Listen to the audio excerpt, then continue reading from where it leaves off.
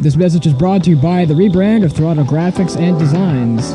This publication may not be reposted without the authorized written consent of Throttle Graphics and Designs. NASCAR Camping World Ford F-150. NASCAR Xfinity Ford Mustang. NASCAR Cup Series Next Gen Ford Mustang. Arca Menards. This has been the publication of the redesign and rebranding of Throttle Graphics and Designs. This message may not be reposted, republicated, or rebroadcasted without the authorized written consent of Throttle Graphics and Designs. Thank you, and thanks for your time.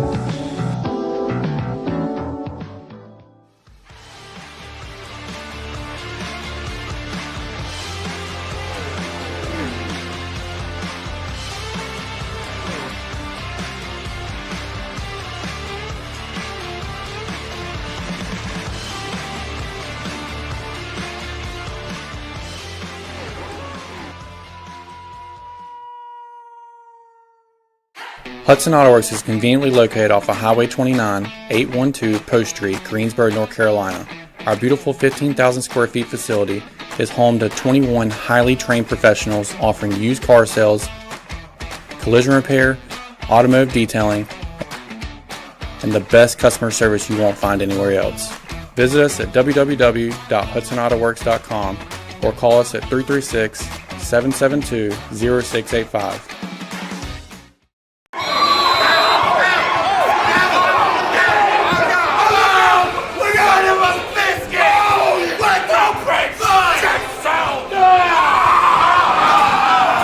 Join us at East Coast Wings and Grill. Enjoy 75 tasty flavors of buffalo wings, fresh salads, burgers, and a variety of delicious dishes.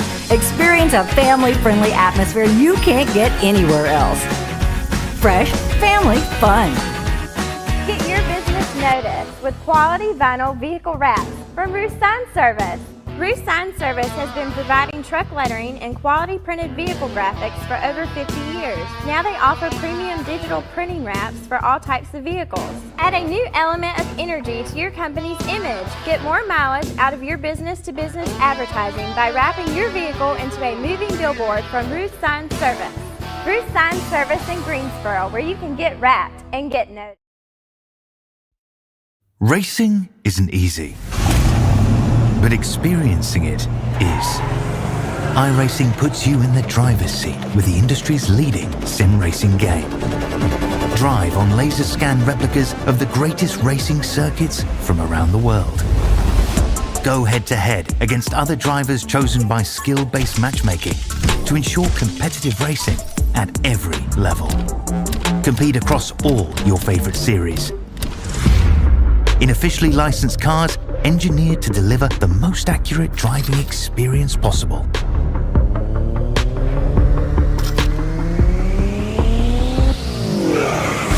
Join a race or host your own with players from across the globe. Race against the computer or in a league with friends. Feel the thrill behind the wheel. Visit iRacing.com.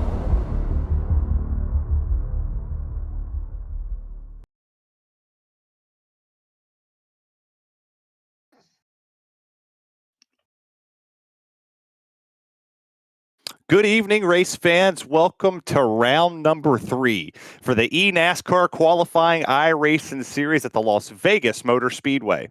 My name's Terry Radford. Kenneth Bueno and eNASCAR Coca-Cola iRacing series driver Daniel Falkingham is here, and it's race number 2. I'm ignorant. You see all of our handles down there at the bottom, all of the Twitter verses. We're here at the 1.5 mile raceway that put on one heck of a race on Tuesday night for the drivers of the Coke Series. Kenneth, brother, it's good to work with you again.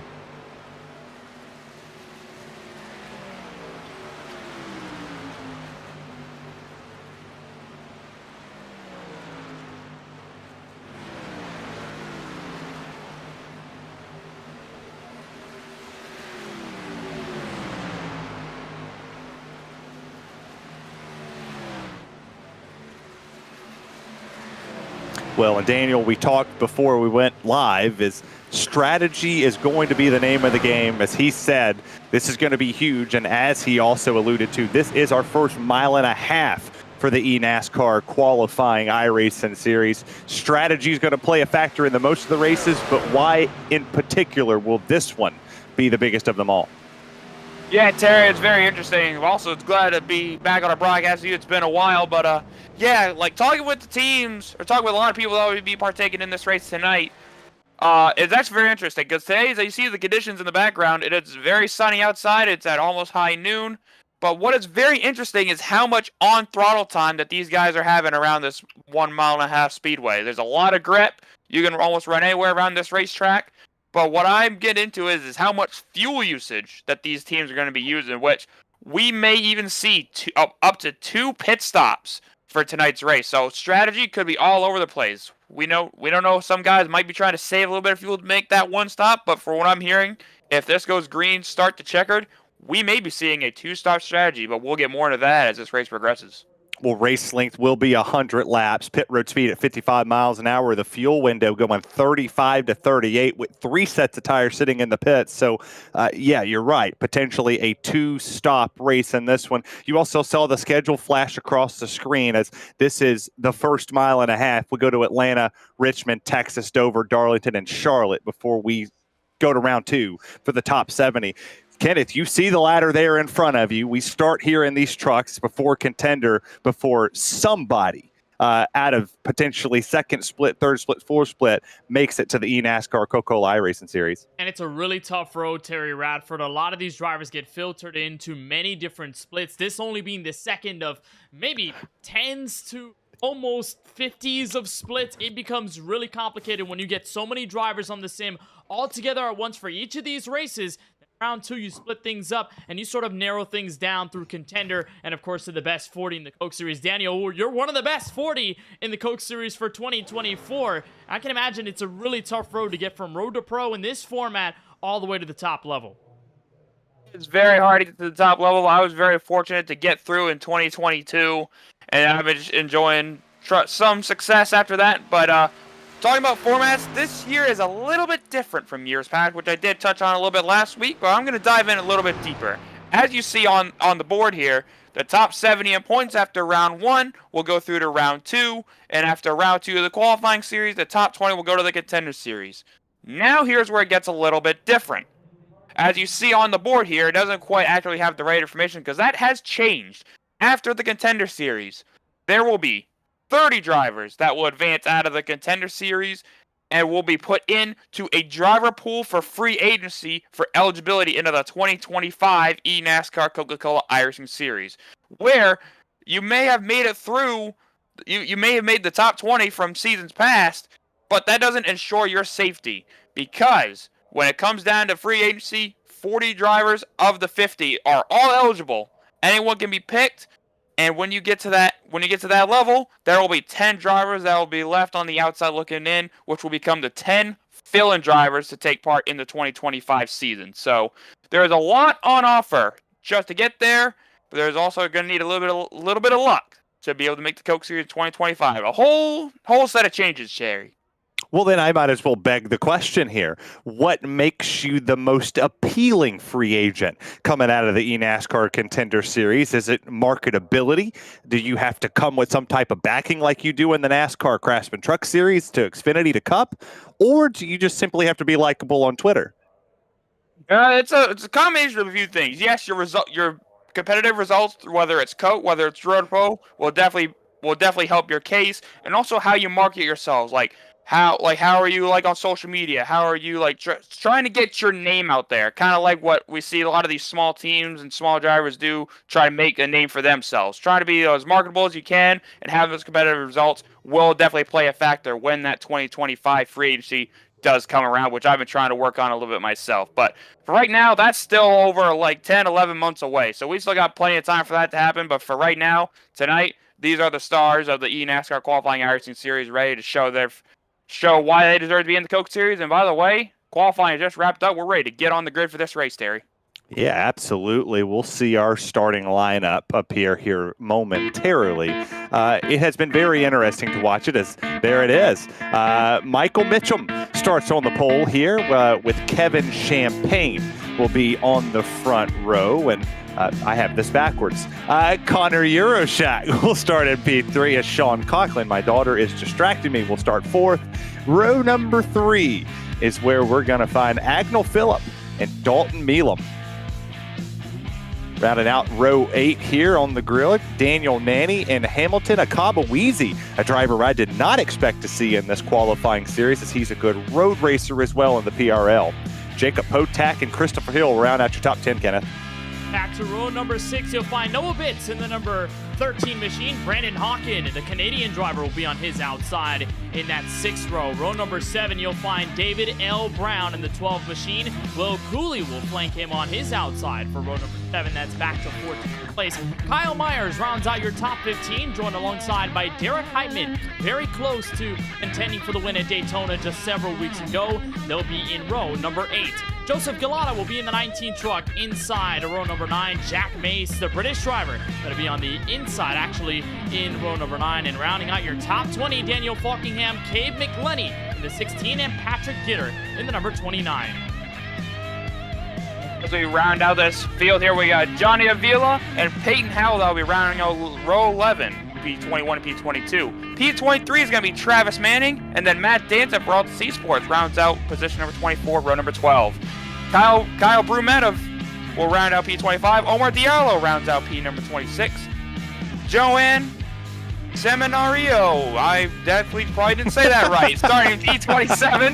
Dylan Pettis starting P28.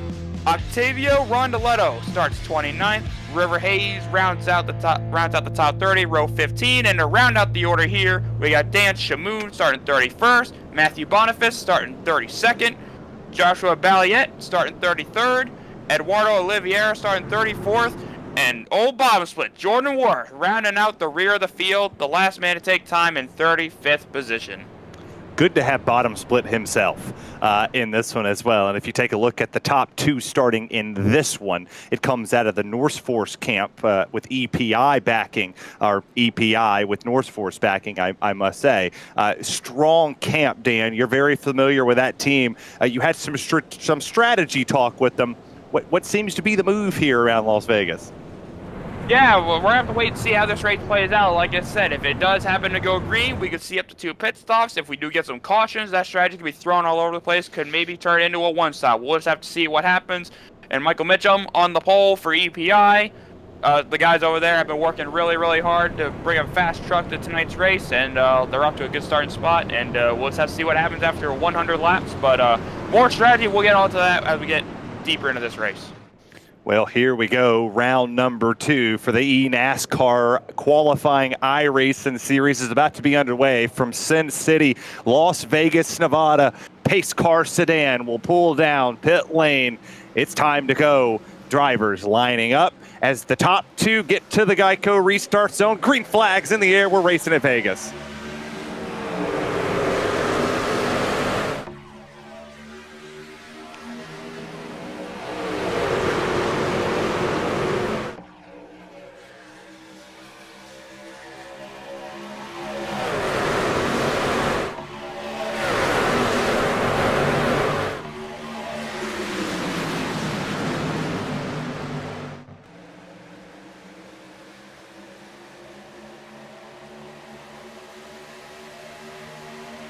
Kind of a pack style race here for lap number 1 as you see 2 by 2 through it as Sean Conklin took the race lead. Kenneth, this is not what we expected coming into this race, but obviously later in the run, tire wear is going to become a factor and we can see them string out. But you see a really hot track temperature, Terry, here at Las Vegas Motor Speedway. And while, of course, it is really hot out here in Nevada, in the sim, and of course in real life, this track has a ton of grip on the iRacing surface. And with these trucks that don't have a lot of power but have a heap of downforce, you're looking at probably 100% throttle for the entirety of this 1.5 mile oval. And yes, Terry, it will get more as the run progresses. This truck will be a lot more harder to drive, but right now it is foot to the floor. Put yourself in a pack race and get to it. Well, you see the inside lane, second truck on the inside, pulls to the outside lane to try to take a run for the lead, and now we'll go back down to the bottom. Dan, you've raced here numerous times. You were obviously racing in the next-gen car on Tuesday for Joe Gibbs Racing. Differences between the truck and obviously the Cup car, very vast, but the downforce and the way you drive them are not that similar, but they kind of have similarities when it comes to this package. For sure. One of the big differences I have noticed, especially getting reacclimatized with the next-gen car for this upcoming Coke Series season, was how much dirty air there is in the next-gen car. When you enter a corner directly behind somebody, all that dirty air just makes your car want to go up the racetrack. You just plow, you get really tight. But in the trucks, with how much on-throttle time there really isn't that much until we get late into a run. As you see, these guys are in a mess, are in a very huge pack. A lot of pack racing right now. Maybe when we get deeper into this run, maybe 20, 30, maybe 40 laps, we'll really start to see some handling come in. But this is something I actually wanted to quickly point out. I forgot to mention at the top of the broadcast. After this round, in between rounds 1 and 2, there is an aero update coming to these Craftsman trucks in the iRacing service. So, like as we're seeing this pack race right here, that's going to be changing a little bit within the next couple of months. So it won't be like this for too much longer. Dan, did you break into my house and steal my notes? Because that was the follow into this one. Is there is a change, and it's a pretty big change. If anybody went to the iRacing forums in red that's coming into here, there is a huge aerodynamic and tire type update to this one. You're not going to see the downforce that we necessarily see right at this moment.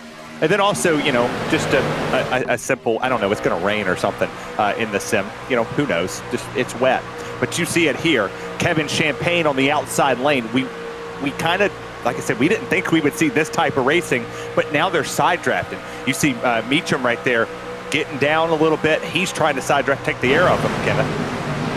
Trying to make sure that everybody on the inside lane doesn't have the run off the corner. And it can be really difficult to accomplish, Terry, when you're racing with these trucks and you're basically foot flat to the floor. It can be really tough to gain any headway on that outside lane, but you're seeing it somewhat in effect depending on how each lane develops. And it also could work wonders in places like 1 and 2, where on the very bottom, it is insanely bumpy. You are not having a smooth trip around 1 and 2 here at Las Vegas Motor Speedway. So slight advantage there if you're on the top side, but for the moment, the inside, when you're 100% full throttle, is where you want to be. Well, I mean, you see it there. The bottom lane has been predominant. The drivers that was outside the front row on that initial 2 or 3 laps, Dan, they're not there anymore. They're somewhere in the midst of, fighting for a top 10 position at this moment. How much tire wear do you get on that outside lane here? Well, definitely what I've noticed is you definitely want to try to stay on the bottom for as long as you can, because that just predominantly just saves tires in this service. But something that we did notice, I actually wanted to mention this as well. I'm trying not to steal from you again. Don't know if you got this in, I don't know if you got this in your notes as well. But what we experienced for the first time on Tuesday night was, remember this first oval refresh, the first phase of it that came out, the last build we had back in December. We got to experience a little bit of that during the Coke race on Tuesday, where the lines, especially upcoming to turns 3 and 4, were moving around quite a bit, where we didn't have to just run the final. We could run the middle, we could even run the fence. Like, we could actually try to change up our lines, and it really wouldn't affect our tires as much. And that's all part of the oval refresh that is coming in different phases. So we'll get to probably experiment more with that as this season goes on, the more phases come out. So that's just a little tidbit I wanted to put in there. Okay, that was not in my notes. As you see, a battle for the race lead here. Conklin's finally getting a challenge for Milam. He's getting some help on that outside. Drivers are starting to get racier now. We're 11 laps in, coming to 12 here. But look, Altus Esports, you got our VRS and a Ryko driver are starting to form alliances. You got to get in where you fit in, as it's literally Ryko, VRS, Ryko, Makoni, your top 4 on the bottom. Shows you, Terry, the diversity and strength of many different teams and alliances on the iRacing service. And this happens in the eNASCAR Coca-Cola iRacing Series too. A lot of those little technical alliances can really go a long way when you have such a wide spread of different factories and different teams at work. It becomes a lot of fun to see how different their setups are, number one, but how competitive they are when they're with each other, number 2. Here comes Christopher Hill, battle to the inside. He'll look for the lead on Sean Conklin before turn 1. That's probably the place you want to make the pass. Terry Radford entering the corner on the inside. So far, Conklin does a nice job of defending the bottom, but Christopher Hill gets Altus Esports the lead entering turn 3. Well, and much like to anybody else's chagrin, this is not a super speedway race, so there is no out of bounds. You can go below the white line, you can touch the apron, it does not matter. You could cut it off right here in the dog leg and be just fine. That's how he made the pass. We're on board back here with Noah Bitts, currently sitting in the 5th place position. It changed. He was 6th for a second, Dan. Now he's up to the 5th place position. He's getting the run back there to the back, but what could be different about his setup that's not giving him the suck on the bottom to get to the Altus Esports machine? Yeah, you could probably have a little bit more downforce built into the truck. Might not have that straight line speed built in. Might not be as trimmed out. But, of course, are we setting up for that long run? As we get deeper in this race, tires are going to matter. The lane choice is going to matter because we've seen Christopher Hill here working the bottom in turns 1 and 2. But there are a lot of bumps down in turns 1 and 2, which can really upset your truck handling. So you definitely don't want to be there for too long because eventually the middle to the outside lane is going to be the more predominant lane, especially on older tires. So, like I said, we're still 15 laps, so got a couple more laps into this run before we really start to see the handle of these trucks. As we're looking through this field right now, we kind of got a split of 2 packs right now going on here.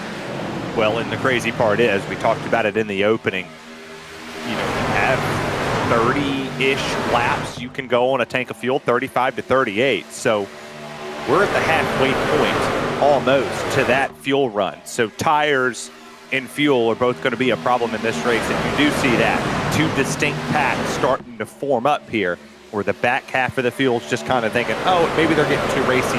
We'll back away a little bit and miss this one. But it's become, Kenneth Bueno, an outside to middle lane racetrack at this moment.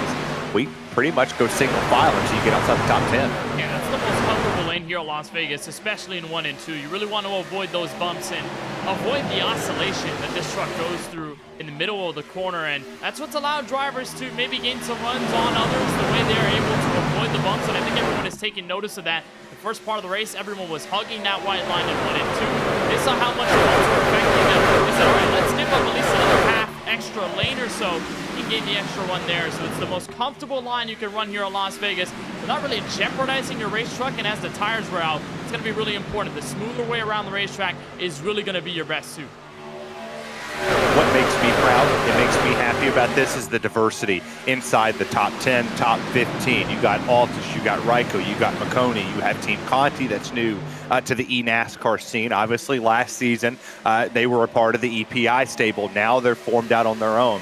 You have a ton of drivers, premiers in here as well.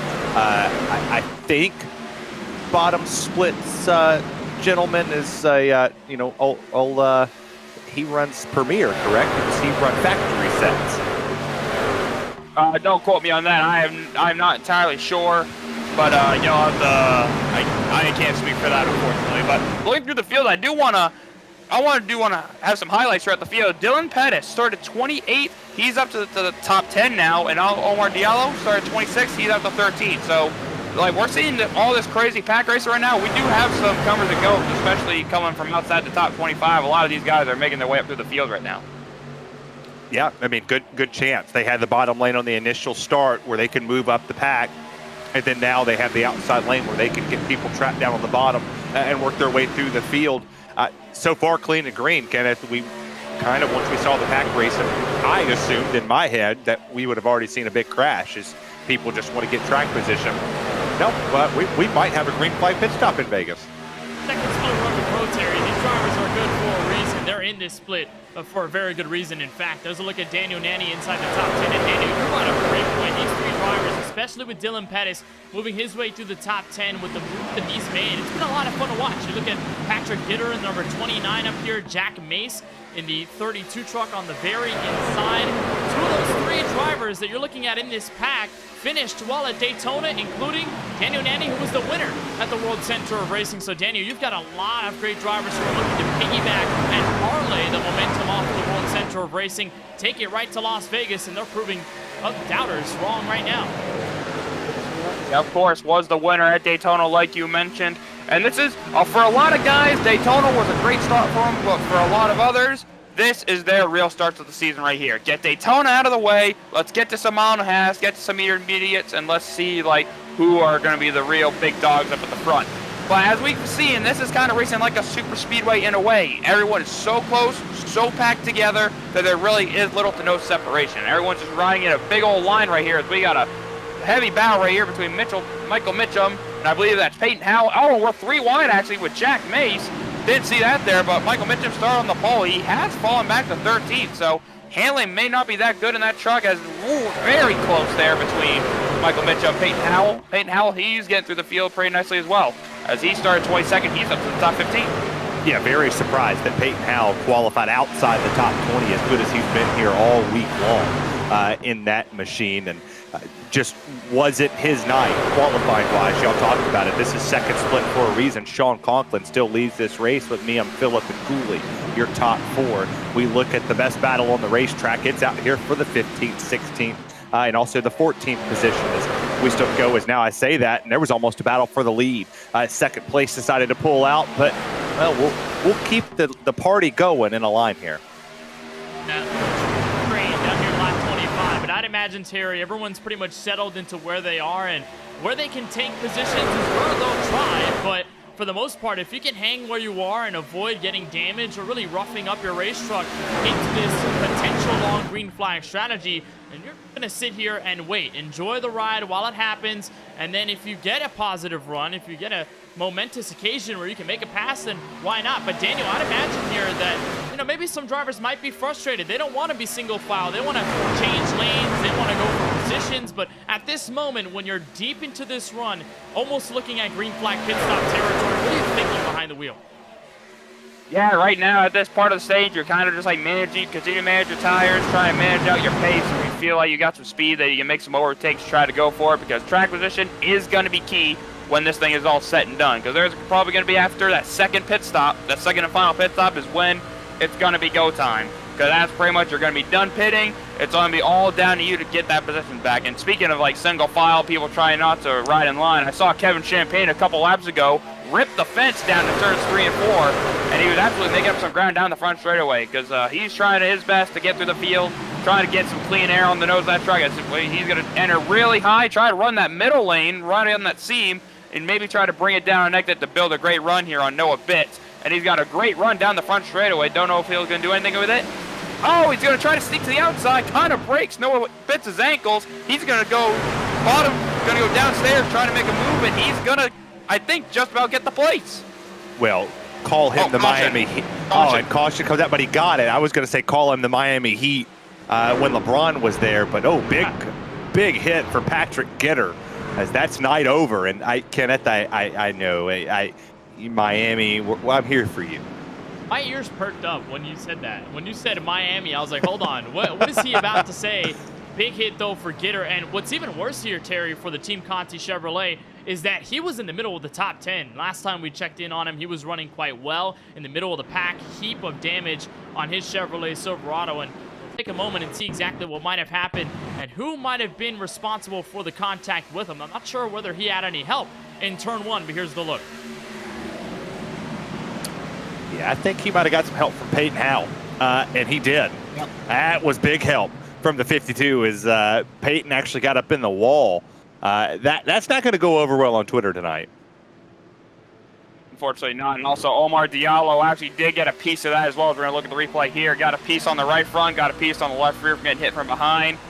Here goes. Going to be a great view here. Just Howell just gets Gitter right in the right rear, spins around, and Omar Diallo nowhere to go. And with how much damage can kill you, even with this new damage model, any slight bit of damage can really affect your truck's handling. So Omar, he's going to have to come down for the repairs, but Patrick Gitter, he's going to need a lot of repairs to get back out on the racetrack. You need to see the contact right here. Just got on the outside quarter panel and into the wall he goes. And not a lot of damage from Peyton Howell, Kenneth, but to Daniel's point, it really just doesn't matter. The arrow on these trucks, if you hit it on the right side, it's almost game over. Very sensitive with these trucks compared to the other NASCAR cars, whether it's the Xfinity cars, the B-Class or the A-Class next-gen cars. Here's everybody diving out of pit road. Sean Conklin's going to win this race in his number 21 machine. But yeah, any little tap you get on these trucks is really going to slow you down. And at a track like Vegas, where especially on fresh tires, you're looking at almost super speedway style racing, you're losing miles per hour if you're not in the draft and leading a pack. So for any of the damage that any of those trucks picked up, it's really going to be tough on them, and even worse for Patrick Gitter, who may just be out of this race after finishing 17th 2 weeks at Daytona. Yeah, it's a tough break for him, but you see Conklin still holding this race lead for Team Ryko. It has been a very, very good season thus far for Ryko, getting it done in top split for the Daytona 500 for iRacing. Comes over into the eNASCAR side of things for the Road to Pro side, and they have a ton of drivers sitting in there, as Sean Conklin has led 29 of the 30 laps in this race. It has been the Ryko show, and we'll see how this kind of plays out as we go down the line, Daniel, but potentially talk into the setup side. What do you think they're doing different to be able to control the lines the way they are?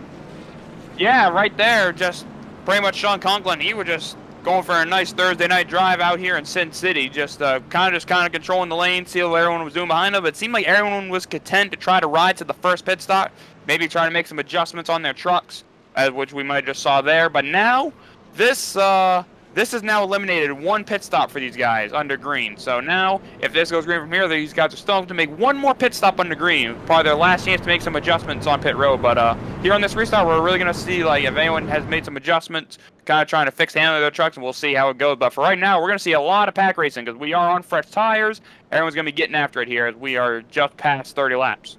And potentially, if we're looking at pit stops with the fuel mileage ranging between 35 and 38 laps, lap 70 is our target number that these drivers could potentially make it to before they have to stop if they're saving a little further in the pack based off of the fuel mileage strategy that we have going on here.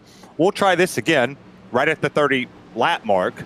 We decided to have a caution, so pace car is going to come down, and then here down the front stretch, we'll see Sean Conklin. Can he keep this domination that he has had going thus far? He'll get the shot from the backside for Magnell Phillip. Green flags back in the air. A good jump by Conklin. This is what you need as the race leader. Control the pace, clear out in front before turn one, and basically get that choo-choo train settled in once again. Conklin and Millam doing fantastic work. Christopher Hill was looking to make something happen up top. He instead slides down, now checks back up, and we're almost 3 wide in the mid-pack back to turn 3. Yeah, y'all talked about this, the pack style racing, Dan, and look at them now. The raciness has come out. Adjustments have been made to these trucks. It doesn't matter what they did. They found something in that first 29 lap runs. You take a look at Jacob Potak in the middle here, almost getting pinballed. These drivers are no holds barred here at the moment. Absolutely, it's getting crazy around mid-pack, right around the, looks like the top 15, the top 20.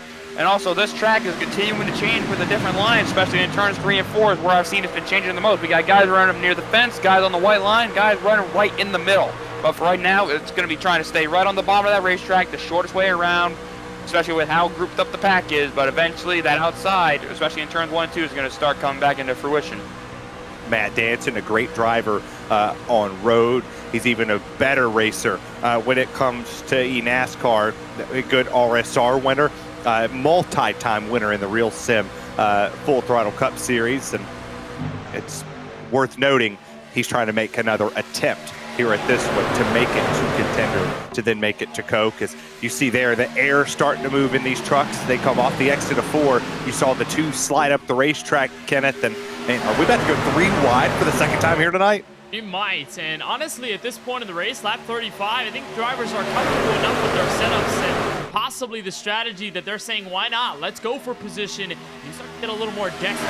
Matt Hansen, obviously one of those Altus Engineering Chevrolet Silverados that's starting to pick up the pace, finished top 10 at Daytona. And yeah, I think right now, if you're not settling into line, you're making moves for position. Why not 3 wide? They're shuffling deep inside the top 5 and top 10. It's getting a little scary, but they've got it so far. Yeah, they're holding on as you see the outside the top 6. It was 3 wide for just a second, but they shuffled it back. It's the way we took the green flag 2 by 2 all the way throughout the field. And heck, Dan, this is starting to look like your future for the eNASCAR College Series when we go to Talladega in a few weeks. Absolutely. Talladega and the truck's going to be something else. But yeah, right now it's like a high-speed pace lap at 180 miles an hour. As we see, Dalton Milam is going to take the race lead from Sean Conklin around the outside with a big push from Agnell Phillip and Christopher Hill right behind him. That outside is really starting to come into fruition. It's really starting, the tires are starting to wear out a little bit. And that outside is just carrying just a little bit more momentum than the bottom, as Milam is going to clear for the lead. And now Agnell Phillip, he's going to try to get that second spot away from Sean Conklin. And Conklin starting to fall back just a little bit, but is still controlling that inside lane. Yeah, you talked about the bottom lane having the bumps in 1 and 2. Not necessarily the best when it comes to handling once the truck starts to fade away tire-wise. But that outside lane, Dalton there in that 27 was really able to control his truck with the push from Agnell Phillip. And then the push there from Danson. All of these drivers, you talked about high-speed pace lap. They're continuously 2 by 2 as the bottom lane gets the run off the exit of 4. They'll drag race it to the line. Going to be door-to-door at the entry to turn 1, and Agnell Phillip being instrumental in this push to get Dalton Milam the race lead back to turn 1. And for Agnell Phillip, this is his first time in second split in RTP in 2024. He was part of the first split Daytona race where he came home in 18th and barely missed out on the cut line last year. In round number 2, Agnell Phillip is looking to completely rebound and make the Coke Series in another try for 2024. At this point, doing well here at Las Vegas, and looks like Christopher Hill, who was manning the outside terrier for a little while on our first run, he's that second driver behind Phillip, looking to push Dalton Milam and get some clean air.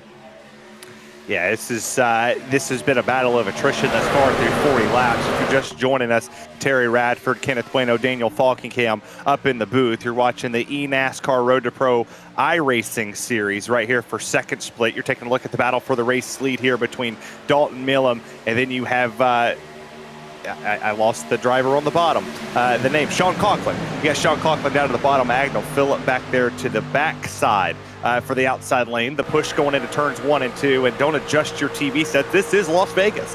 It's just a super speedway package. And obviously the most laps led, Dan, right here, 21, Sean Conklin.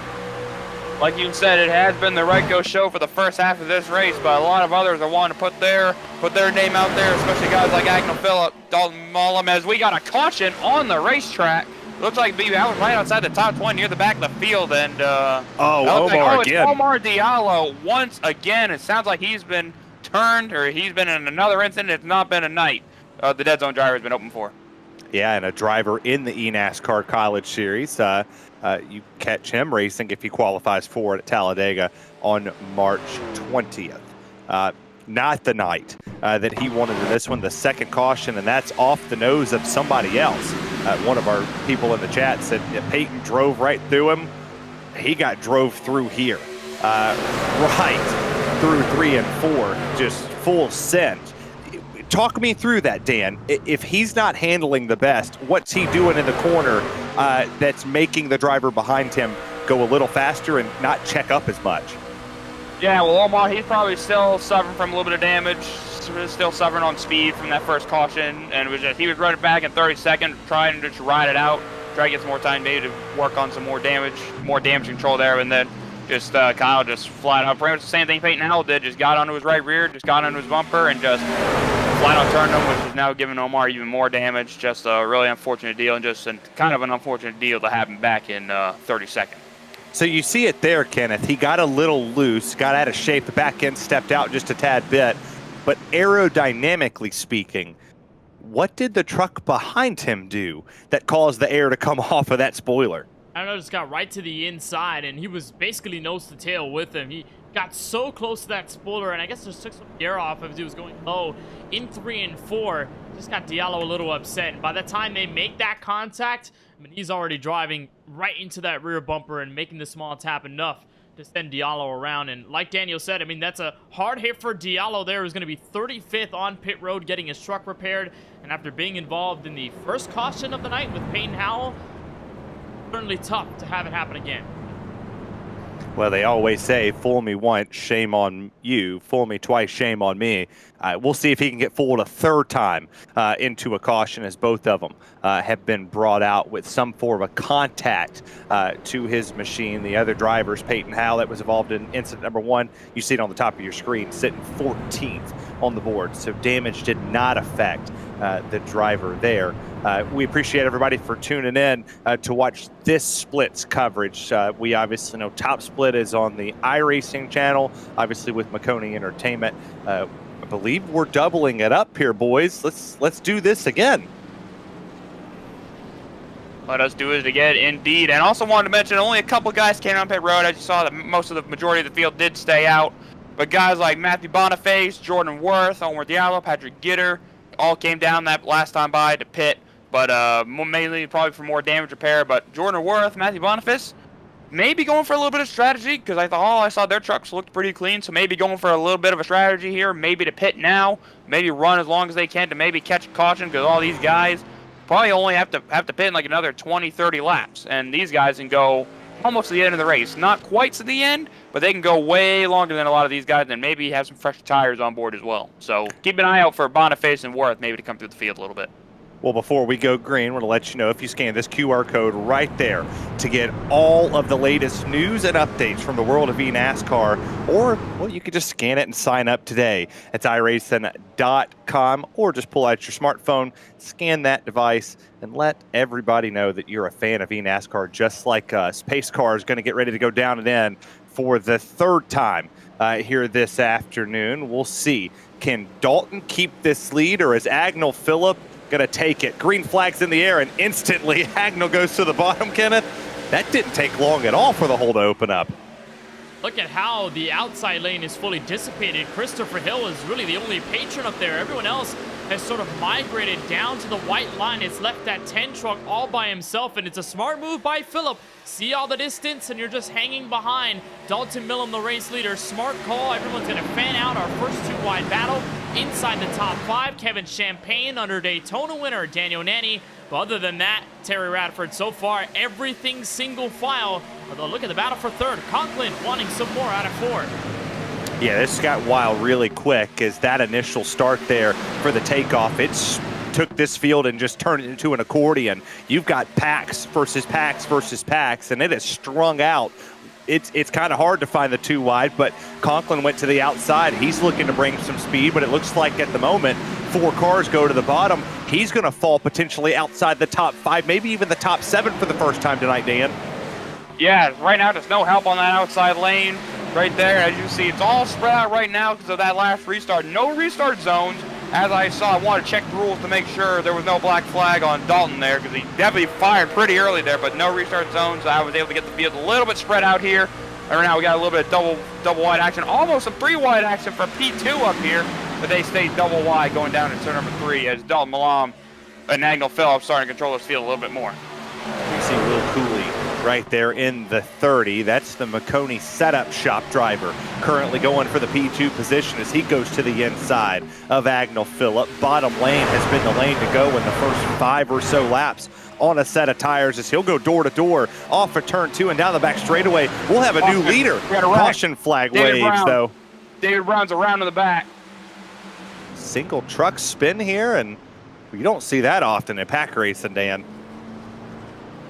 That was about a 3 wide gone wrong from what I was able to see. We'll have to get a look at the replay here. We'll dive and get a little bit of a deeper look into this. But the first thing I saw was David Brown, Nexus Esports machine, go around off the bumper of Kyle Myers. A little bit of a 3 wide situation gone wrong. We'll look at the replay here. So from the bottom to the top, tried to rip the outside, and don't think you saw Kyle Myers was there. Myers goes for a big slide down there and turns 1 and 2. Good save. No damage really to a lot of these guys. So only thing is pretty much just nearly flat spot of their tires. Tires gonna be really worn out, but they'll be able to keep going without any issue, Terry. Yeah, let's take a look at this save from Kyle Myers as he gets into him. Get a little bit of damage, gets turned by the 56, and then just power slides that thing through 1 and 2. I didn't know we had drifters out here. We've got wheelmen though, Terry. And great job by Kyle Myers. Keep it straight. Yeah, he kept it straight and keeping it in one piece. That's the name of the game here. We'll go right to the halfway point here under the caution flag. let's talk. Yeah, No, let's talk strategy for a second, Dan. We saw some of the drivers, Jordan Worth, just and 2 or 3 others come down pit lane under that last caution flag. This is doing nothing but helping them at the moment. What do you do in this situation? You got 50 laps to go. You know you have a pit stop at some point in time. You know, you can only run 38 laps on fuel. What are you doing here? Well, a lot of the back half of the field did come down to pit road. And actually, from talking to a lot of these guys, the fuel window is actually a little bit more than 38 laps. I've heard 45 laps. I heard 48 laps absolutely being wide open. So there's varying strategies going on in the back half of the field. So depending on cautions and how many cautions we have to the end of this race, and depending on how much fuel these guys save, we could have a little bit of a fuel strategy race on our hands, just like we had on Tuesday night in the Coke Series race, which really shuffled up the running order. That it did. We were actually talking about how your race turned about before we went live here, and you take a look at Eduardo Olivier, currently running 28th, the number 7 driver in this field. And if it's anything like a finish we saw on Tuesday night with the 2311 driver getting it done I would say with the miracle of the wreck happening in front of him, we're in for one heck of a night, KB.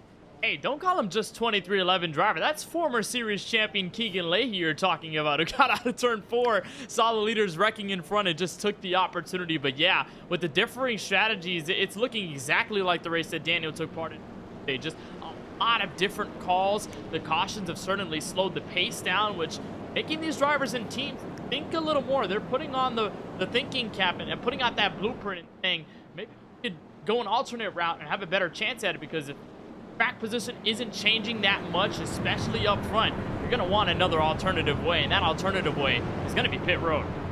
See, I wanted to walk you into that one for the grand entrance based off of, when we joined the chat earlier, you addressed Dan as just Daniel Falkingham, and I said, that's eNASCAR Coca-Cola iRacing Series driver for Joe Gibbs Racing Daniel Falkingham. I figured, payback would be better live. So justice served to me on this one. We'll have 49. We'll have 49 laps to go when we cross the start-finish line here. This is second split for the eNASCAR qualifying iRacing Series, or as most of people call it, Road to Pro. As we will have this series, and then the top drivers go on to contender, and then we push off. And as Dan talked about, there's a split where 40 drivers go into a cesspool, and then we pick people who wants to do what. It's confusing. Justin Malillo on Twitter, that's who will explain it the best. Will Cooley is your leader. He had it at the time of caution. Pace car is down and in for the 4th time here. He went early in the non-existing restart zone, Dan. He's gone. Yeah, no restart zones here tonight as Will Cooley takes off from the field, bringing Dalton Milan, Agnell Feld. They're all going to clear. Christopher Hill, who now will get down in the line. And then I believe you got Sean Conklin. That's going to round up the top 5. And then here comes, I'm trying to remember these names here. We got Daniel Nanny, the Daytona winner, coming up to, looks like P6. And Kevin Champagne's going to fall back to P7. The top 9 all single file the first side-by-side battle for P10 with Jack Mace. Yeah, Jack Mace trying to make something happen on that outside lane, but it doesn't look like he's really going to make two. He gets to the outside here, and he'll get a little help. Nanny kind of pulled up in front of him on the front straightaway to try to give him some draft, but not a whole lot. They'll get around the 76 down there on the bottom, but single file up front, 3 wide, a little further on back, Kenneth. Connor Yoroshak in the number 8 machine, that Nexus Esports front row Motorsports Ford F-150 making it happen down low. And look at the pair of Nexus Esports trucks that are right there in between the Race CPI, Chevrolet, and Toyota, the different teams at display. Again, a lot of these guys, Terry, looking to make their statement in this second half of the race. A lot of them stood back, held within the mid-pack or the very rear of this field, and didn't have much to say for those up front. This is where it all changes. See some of those 3 wide moves. A result of that, Derek Heitman leading that pack down low. Yeah, you see drivers starting to check out for the race lead down on the bottom. Now everybody's migrated to the outside lane, wanting to go to the middle, but you see it here on your screen. Battle for second. Won't be too much of a battle unless we can potentially see somebody, and I mean anybody, work their way as Hill, trying everything he can to keep it pitched down there on that white line and stay in tow with the top 3. trying to stay in tow, indeed. But right now, Christopher Hill, he's really the only one trying to make this bottom work. At the top 5 on the outside, all continue to just ride in line. Oh, no, Milan, don't know the line. Oh, Agnew Phillip. Up is turned into the outside wall, and we got more carnage out back. And shockingly enough, that was not a whole lot of damage on the other cars or the trucks that went around. You see Sean Conklin, the driver who has led the most laps up to this point, no front nose. His clip is gone, and I'm sure he is not happy at the fact that, well, it's going to be race over for him. But that all stemmed from, it looked like, Dan, just a bad push. I'm looking it back. I'm trying to figure this out myself because it looked like Milan got loose, but there might have been a slight netcode hit as we get a look at the replay here. Christopher Hill making a move down on the bottom, and as we come off turn number 4, I'm not sure. Yeah, it's tough to tell what happened there, and then right there, like that was just a misalignment. Sean Conklin, he really couldn't do much because Agnew Phillip, he was checking up for that. Everyone was checking up behind him, and it just caused a whole stack, effect right there. And that's going to end Agnew Phillip's night. Sean Conklin may have got a piece of that. He's got the fix. But that's going to end a lot of nights right there, especially out of the back half. But Agnew Phillip, definitely got the worst of it right there. That's a tough blow for the driver that had rode inside the top 5 for majority of this night, and the driver who has spent a good portion of the first half of this race in the race lead. We go on board back here with Johnny Avila, and from his vantage point, everybody he sees smoke, and then he checks up and goes around, but not a ton of damage to that machine as he gets it to a stop, misses almost everybody. Got a little piece, Kenneth, but the way we see it, that truck's still intact, might still have a lot of speed in it. Should be okay. Only a bit of left rear damage, so definitely not racing for him, and he dodged a bullet for sure on our biggest wreck of the night. But that is a huge hit, like you guys were talking about, for Dalton Millam, of course, Sean Conklin, for Agnew Phillip, 3 drivers that we have been talking about so often throughout tonight's race. Conklin now not going to see his work rewarded at all here from Las Vegas this year. Almost entire pack coming out of pit road. Yeah, it'll be a race to who can get off a pit lane the fastest. Look who has the race lead now. Brandon Hawken. We have not talked about the driver in the 11 machine at all tonight. And look at him now. Race leader in this one. Driver who came down pit lane a few cautions ago. Now flipping the strategy. Akaba Weezy is second. Hayes. Matt Danson's now in 4th. You got Billette. You got Brown, Galetta, and Jordan Worth, your top 8 at the moment before you get back to the drivers that just pitted. The 27 of Milan. Everybody on back, Dan, playing a different strategic game. And the question is going to be, how hard did these drivers push their tires in that little bit of run that we had that turned into a little bit of green, caution, a little bit of green, then caution? One thing they put too much stress on, because all those guys pitted on that last yellow to maybe try to stretch the fuel, because you can do about 45, 48 laps like I mentioned. But now, all these guys that just pitted, they for sure can go all the way to the end on fuel. 42 to 43 laps should be enough to get them, but don't forget we do have to count overtime into the picture as well, but we'll get to that if we need to. But like you said, Brandon Hawken, Hamilton Agabuze, the 2 Nexus drivers are now in the front row. Don't worry, Terry, help you out with some pronunciation. I know all these names have been tough out here. They're a little bit tougher than last year, and I don't know why. It really is, and the only reason why I know Hamilton Akaba Weezy's name is because he is a Precision Racing League racer, or at least he was in the F3 and IRO 4 cars. So that's the only reason why I know his name. Well, anybody else, I probably wouldn't know it. I will say the only reason I knew about Agabuze, or like his the pronunciation of his name, was all thanks to Jacob Hitz calling FTF races. That's where I get some of these names correctly. All thanks to Jacob Hitz. So shout out to him. Shout out to Jacob Pitts as well. And it's sad that FTF is not doing Road to Pro this season, but for good reason. Zach Johnson did get a cool job in motorsports working for Monster Jam. So definitely love that one as well. And yeah, I don't know who the 98 man is, but I'm a PRL guy. I'm a league racer myself. I only get one league a week, Kenneth. Yeah, but I mean, I have a lot of experience covering this 98 99 truck, Brandon Hawken, the Canadian driver. He joined a league that I cover on Wednesday nights with the Xfinity car, and he is bad fast for next season. Very quick driver, very nice and very humble when you talk to him off track. And Brandon Hawken is going to have the first chance at leading laps here at Las Vegas. Both him and his teammate on the outside, both of them, of course, are the Nexus C Sports Front Row Motorsports camp. A team, Terry, that really struggled in second split 2 weeks ago at Daytona. Either they just could not find the pace or were lodged in big crashes on the speedway. A lot of them finished deep in the field. For Hawken, he finished beneath the top 20. Akabuizi finished inside the top 30. So both of those guys looking for rebounds for a lot of points on the line. Inside 40 to go on this restart. I'm not sure Vegas is the place you go for a rebound in any other sense other than that's racing. Chasing losses at Vegas. That's what you're doing here. Yeah. If you're coming to Vegas outside of racing looking for a rebound, you might want to reassess life. But if you're coming here as a racer and you're figuring it out and wanting the rebound, we'll make that one work. Hawken, Akabuizi, your top two at the moment. We'll see what Matt Danzig could do on that outside lane. His teammate's been fast in this race so far with Hill in his machine. Here we go. What timing do they put? Didn't even wait for the restart. You see the checkup on the bottom, Kenneth. It got crazy off the jump.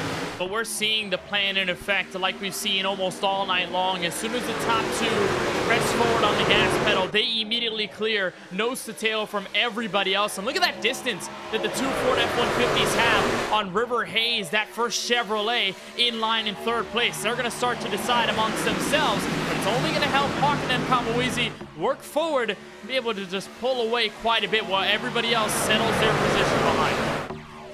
I know we're calling second, but since the battles have kind of chilled out here, currently Smith and Clampett or your top two in the top split, 69 laps. Now 70 is on the board. They have 30 to go, so we'll keep you updated throughout the night of how that race ends. As you see, three wide, scatter packed in the mid-pack here, Dan. Racing, you talked about it when we got to 40 to 30 to go. Big issues, and there's a big slide. Oh, almost in the wall and almost around. Danson caught it. Oh, someone's spinning in the back, though. I believe that is not. Oh, there's the caution. I didn't think it was going to bring out a caution for a second, but we do have a caution on the track for a spinner in the back trying to take evasive action. And I believe that looks to be Connor Euroshak, possibly. That was a lot, Kenneth. I don't know about you, but I'm lost. There was so much happening in a span of 20 seconds. You saw Danson get loose, and then everybody else just kind of went through grass. Problem started with that 30 truck of Danson, but it's here where Travis Manning in the 28 is going to get all sideways, and that was a big checkup right in front of him.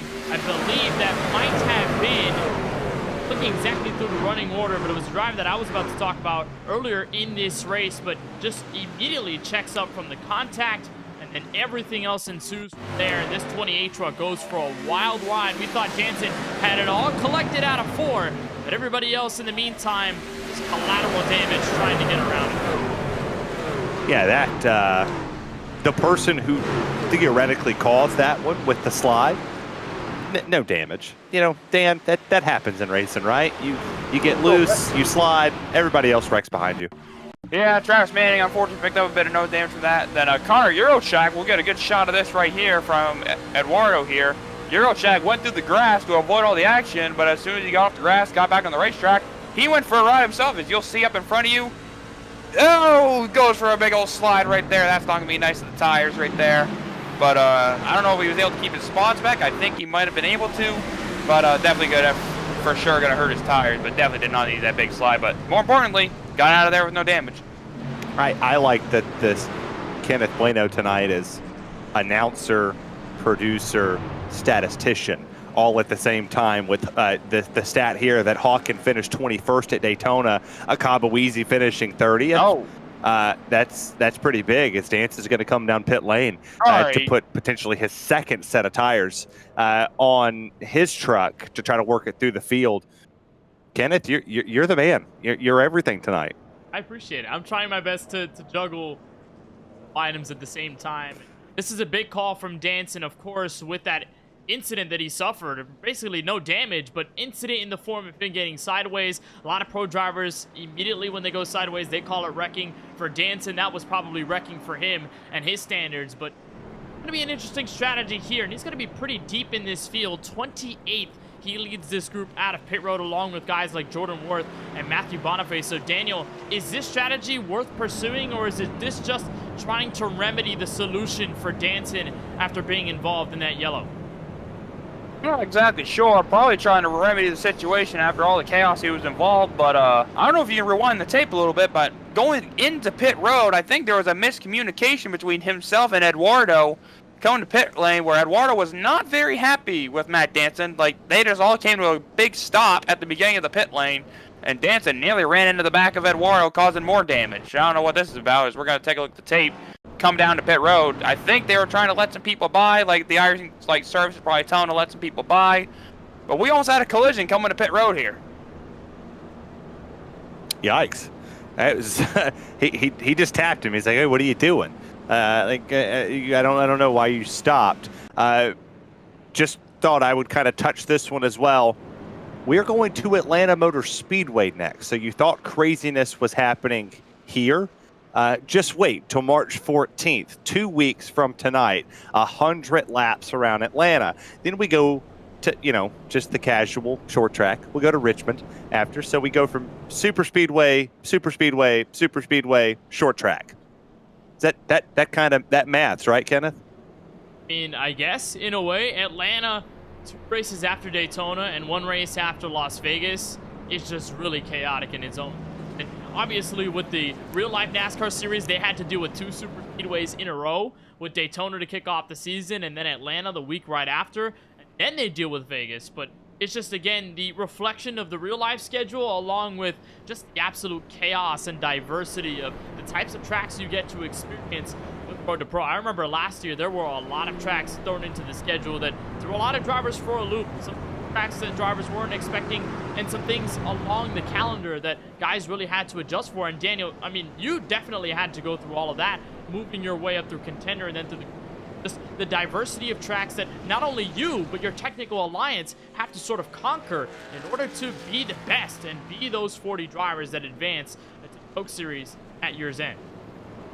Very much so. Thankfully, we didn't have to deal with the old super speedway version of Atlanta Motor Speedway. We had the old version. It was the last year of the old version of Atlanta on the eNASCAR schedule in between Coke and the qualifying series. So thankfully, I didn't have to deal with that much craziness. But I did have to deal with some similar tracks that will be upcoming in the schedule. Like you mentioned, we got a Richmond coming up. We got a Charlotte coming up.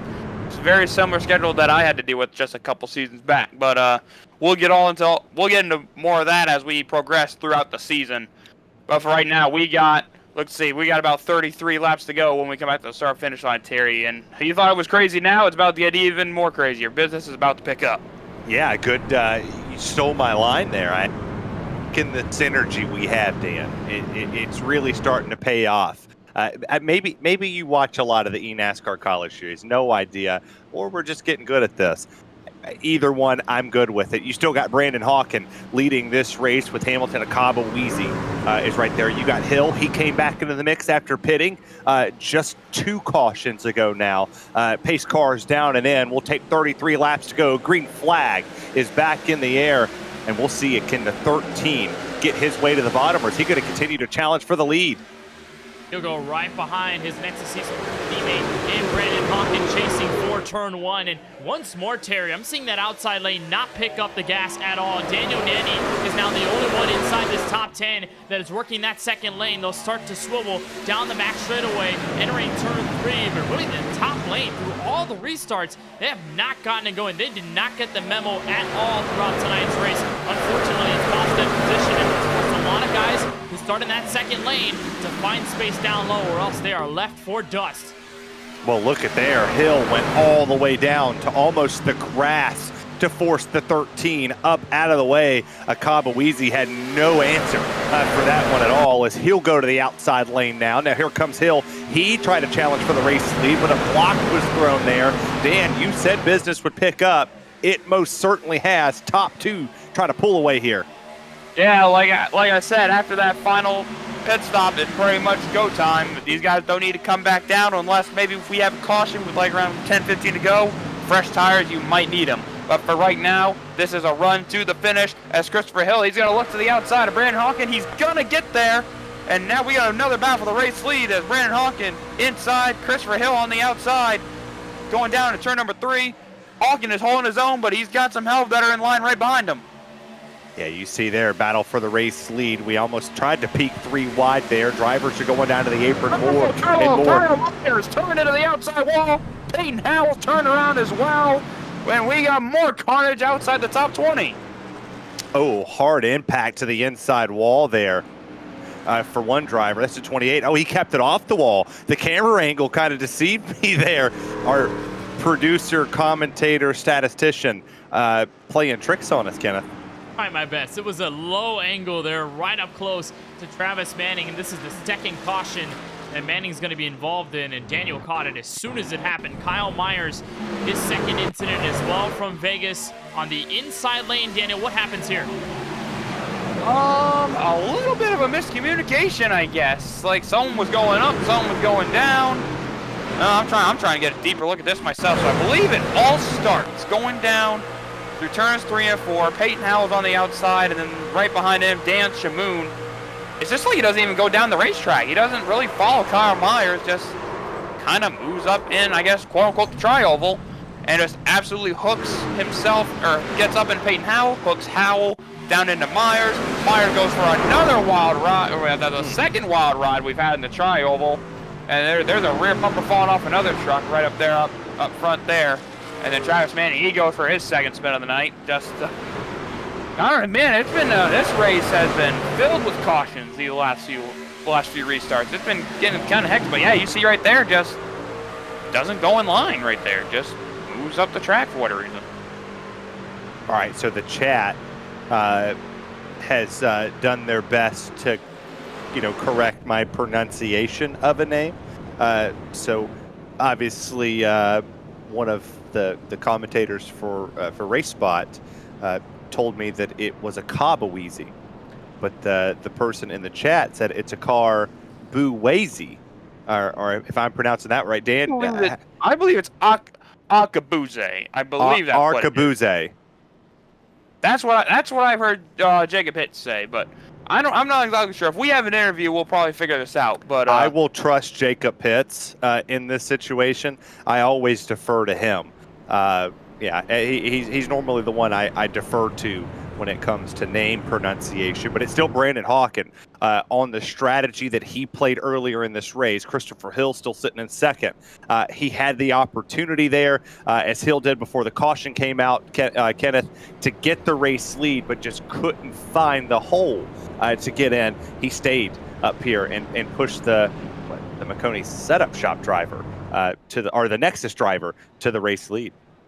Helped Hawkins stay up front, but this 34 truck got absolutely jumped. Christopher Hill, Joshua Ballier, they stepped into the mix immediately, and he didn't really have a response for it. They just sort of got there and split the two Nexus Ford F-150s. The good news for them is that they've got another teammate. David L. Brown, who was one of the top drivers at Daytona before getting a bit of bad luck near the end of the race.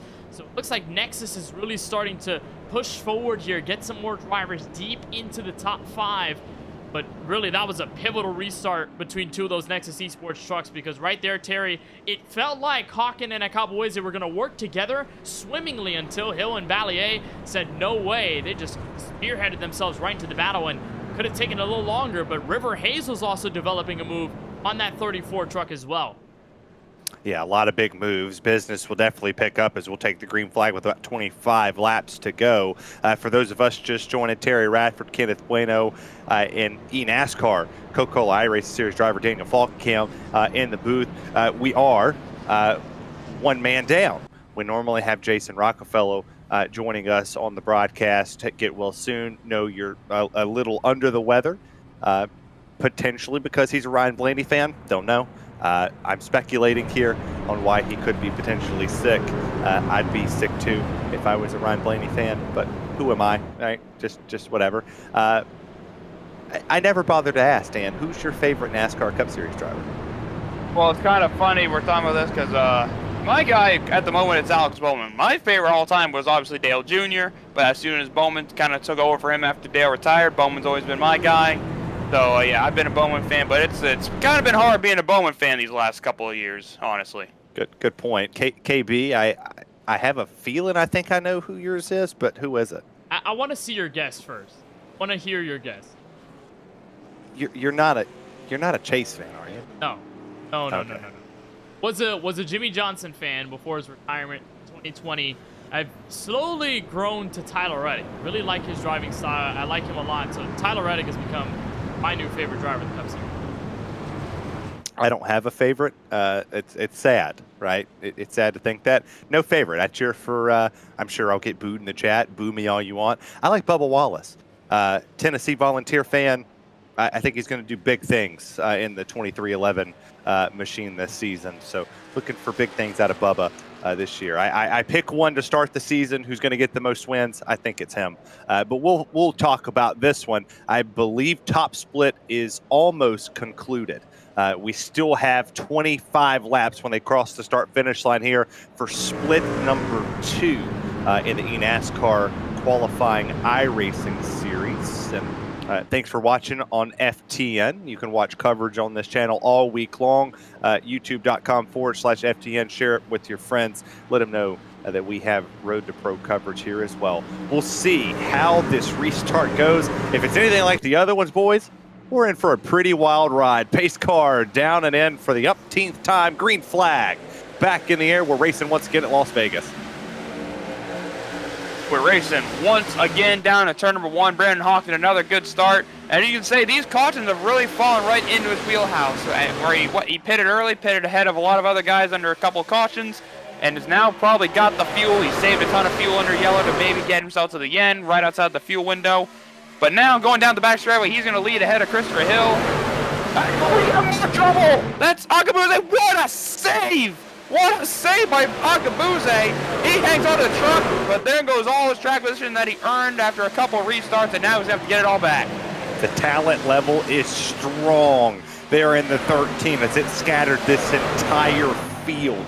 24 laps to go. They go barreling down into turns 1 and 2. It's still side by side through the field. But at the moment, it's a 2-truck breakaway, Kenneth Bueno, as they're battling in the mid-pack. Yeah, because they all slowed down from that almost wreck. A phenomenal job from Akabuze to save that Ford F-150. It's allowed Hawkin and Christopher Hill to just be in their own island. And same deal for David Brown and Daniel Nanny, picking up position because of the field spread. Everyone else behind are clawing and fighting for any bit of track position they can earn here in Vegas. But Christopher Hill and Brandon Hawkin separated now side by side for the race lead. We'll see if side drafting comes into play here as they go through 3 and 4. You still see remnants of the smoke, but there's no incident as a little bit of touch goes on there down the front straightaway. It is still side by side. We'll see. He does. He blocks all the way to the bottom. Hill trying to cut any runoff from behind. Dan, it's a 4-truck breakaway for the race lead at the moment as Hill still chase Hawkins down the back straightaway. Yeah, that half spin by Akabuze really broke up this pack a lot. But as you see, a lot of on-throttle time, this pack is probably going to group right back together within a matter of laps. But Brandon Hawkin for Next C Sports. As Christopher Hill, he's going to dive to the apron. He's going to take a move down low. Took all the momentum off turn 4, took the run, and he's going to try to take it down to turns 1 and 2. Brandon Hawkins going to try to stay on his right rear, trying to maybe get a little bit of a side draft down the back straightaway. And now he's going to get a push from Daniel Nanny, the Daytona winner, trying to go 2 for 2 in qualifying series in 2024. Hawkins, he's going to control the lead on the outside. Yeah, now make this a 4-pack for the race lead as we're bringing others in. It's 2 times 3 at this moment as the top 6 now make it top 7, all trying to go side by side. If you're watching second split coverage here and you want to know who won top split, Justin Smith from Team Conti gets it done in Las Vegas for that coverage. You're watching split 2 for those just joining. Brandon Hawkins still your race leader. He's being hounded at the moment from the driver who won Daytona, Daniel Nanny, and now here comes Christopher Hill. He's still going. Hawkins walked up the racetrack, and they managed to keep it together, Kenneth. But Under 20 to go, 19 laps on the board. Got loose as he was trying to side draft Hawken. He's going to get the lead entering turn 1, but that small mistake could have cost him his entire race truck. A lot of times throughout the cautions we've seen tonight at Vegas, it's come from very small miscalculations. You have to be really pinpoint accurate with your moves. Daniel Nanny uses it to perfection, and the Daytona winner to the lead, coming to 18 laps to go. It's something you, Dan, you have very much in common with a lot of these drivers. You are a really good super speedway style racer, winning in the College Series at Michigan, also winning at Daytona in the College Series. You know what these drivers are having to do at this moment, and now Daniel Nanny, the winner of split number 2 at Daytona, he's having to control both lanes. How difficult it is as a driver when you know you only have 17 laps to go. Yeah, it's definitely hard because, like I said, as we've gone through this race, everyone has made some adjustments. They're trying to get their trucks better handling, and we're just getting to at a point of the race, under 20 laps to go, where it is go time. It is time to lay your cards down on the table. Time to go for every spot you can. And right now, Daniel Nanny, like we were talking about Ryko, it's been the Ryko show for most of this night with Sean Conklin, who is retired from the race, who's going to finish dead last unfortunately tonight after having such a strong race. But another Ryko competitor, Daniel Nanny, he's holding the flag for Ryko at the moment as we are coming to 16 laps to go. Well, it's really helping the driver of the number 5 at the moment that you also have the 2 drivers side by side there on the bottom. Hawkins is holding the number 11 of Christopher Hill up a ton. Off the exit of the corner, he's right on the door into the corner. He gets all the way up to the side, to the quarter panel of the 5 machine. But look, there's no move. If you're Christopher Hill, Kenneth, as he goes in the corner, he's just at the mercy of what the 5 does. He's got no option right now but to stay behind Daniel Nanny unless he can clear that 99 truck of Brandon Hawken right to the inside. And one thing I noticed too, Terry, about this run inside 15 laps ago is there goes Hill. There it goes. Threading the needle to the inside on Daniel Nanny for the lead. He might not have any help coming out of turn 2, and it might just go back to the number 5 of Nanny. We're going to go door to door for the lead, but that outside lane, now they're the ones with the numbers. We have trouble down the back straightaway down to turn number 3. Omar Diallo is involved again, along with Eduardo Oliveira. This was 3 wide racing for the 23rd spot, and we have all just wrecked again. Omar Diallo absolutely ready for this race to be over. This is the 3rd incident he's been involved in. Not his fault again, just Eduardo really not paying attention there. It looks to be the Rick and Morty machine. May have missed his portal gun. And around they all go. Just misjudged that move. Goes up the racetrack and around everybody goes. So carnage once again here in this split. As you just see it here, Kenneth, the 7 and the 23 just making contact off the exit of the corner. Yeah, the Rick and Morty truck just put himself in a pickle. Yeah, just came right up on the back straightaway and then goes right up into Omar Diallo. And there's nothing that Diallo could do in that sense on the back straightaway. It gets Dan Shamoon involved. He also had no implication on this other than just being there. Little misjudgment again, miscalculation. Like I said earlier, those little mistakes are going to add up. They've added up to all of our cautions tonight from Vegas. Morty, I'm a pickle, Morty. Oh, that broke me. Believe it or not, Hawken, I believe, was scored the race leader at the time of the caution. So you put him back to the race lead. So throw it all away, I guess, as Christopher Hill he came down pit lane. Interesting strategy, Dan. Would you have pitted with 13 to go? That's definitely an interesting call himself. Daniel Nanny, I guess they think fresher tires might win out on this deal, and a lot of the back half of the field, they decided to come for tires as well. It's just, I'm surprised by the call, but I mean, they got plenty of laps and they've had fast trucks. They've been at the front of the field all night long, and we've seen Daniel Nanny move through the field tonight as well. So, I don't see why not. I don't see why not. They can't get back up to the front, but with a few laps to go and just the carnage probably going to get even more intense. I mean, we'll have to wait and see. Hopefully I get proven wrong. Driver we haven't talked about sitting in the 8th place position, Connor Euroshak. He's done a good job staying consistent in this race, kind of flown under the radar in that Nexus machine. I mean, I don't think at any point in time, boys, we've even mentioned his name, minus, kind of being sandwiched between another team's setup shop at all.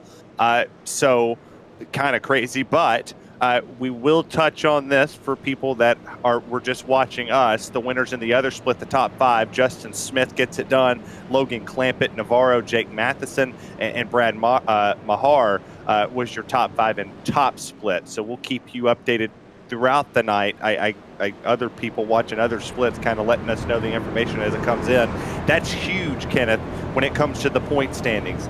If you're a driver in this split and your crew chief or your spotter was watching another one, does that kind of tell you, hey, I need to race a little harder, get a few more positions? And could that had made the adjustment for these drivers to come down pit lane knowing that they need to win to potentially pass their competitors?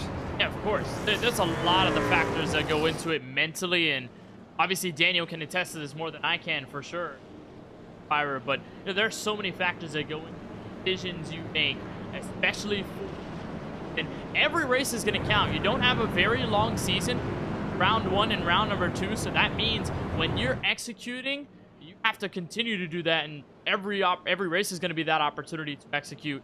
It can get really tough to stay focused 150%, and it could be also easy to lag off, start to find yourself in that struggle bus. Getting to round 2, that's the first hurdle that these guys want to get through, of course.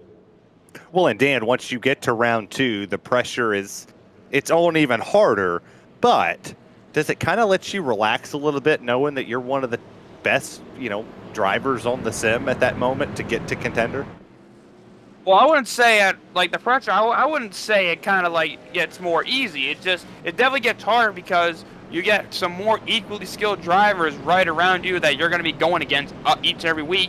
And don't forget the alternate splits that are going. Like, you made me race with some guys in one split one week, but then the next week it can be completely different. So I kind of want to argue that the second round of the qualifying series throughout the Road to Pro ladder is arguably the toughest of all the rounds. So I wouldn't say it necessarily gets easy. You really can't relax. You gotta just stay focused, work hard, and you just gotta make sure you stay in it. Like, that stuff you did to round 1, you want to take that to round 2, but up to another level as we're getting ready to go for a 10-lap shootout, Terry. Oh boy, we've been down this road at some point in time, and well, it just gets crazier. We might be on the road to pro, but for these drivers at this very moment, they're on the road to victory lane. Which is going to do it? Pair of Nexus teammates sitting on the front row right now. How much teamwork do they put into this one? Do they just throw that all out the window with 10 laps to go on this race and just say, hey, I'm in it for me. That's all I want. Pace cars down and in. We'll see how early Brandon Hawkins gets it done on the loud pedal. Outside lane, try to jump it there, Kenneth, but it's a drag race down to the start-finish line. Backed up quite a bit. I was surprised that Hawkins and Brown didn't utilize the same strategy that every single restart feature with the top 2, with a second-place truck would settle right into the inside lane behind the leader, and now Joseph Galata, a race-high second. Moving to the inside, we're about 3 wide near the mid-pack, but Joseph Galata with a monumental push, keeping Hawkins out front. David Brown falling back to 4th. Well, the Team Conti driver trying to do something that we don't necessarily see all the time. Win split 1. Team Conti's trying to win split 2 as well and put the stamp of approval that they're the mainstay here in the setup shop world for eNASCAR. He'll take a look to the outside on the 11 of Brandon Hawkins for the race lead down the back straightaway. Down the back straightaway they go. We got a lot of racing up front. Side by side, Brandon Hawkins continuing to hold that bottom as we got, looks like Joseph Galata trying to rip that outside lane. He's got to push from Noah Fitz. And Brandon Hawkins, he's got his Nexus teammate of David L. Brown down on the bottom. And it's getting crazy. They're 3 and 4 wide behind him as Chris Hill, he restarted 17th. He's already up 5 spots, right about ready to crack the top 10. Try to crack the top 10 for the 11 of Hill as he does have fresher tires, so we'll keep an eye on that one as we still battle for the race lead. Galata to the outside, Hawkins to the bottom. Big shot from the 6th, the Ryko machine, trying to work his way up here to take this race lead. You see it there on your aerial shot.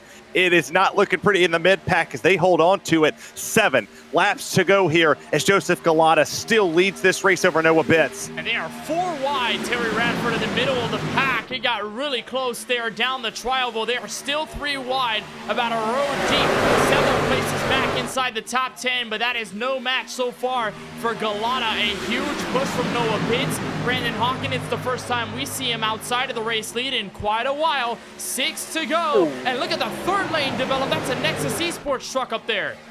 Octavio Rondoletto is spun in the back of the field. He has hit the wall head on. He is on fire. He's smoke billowing out of that truck.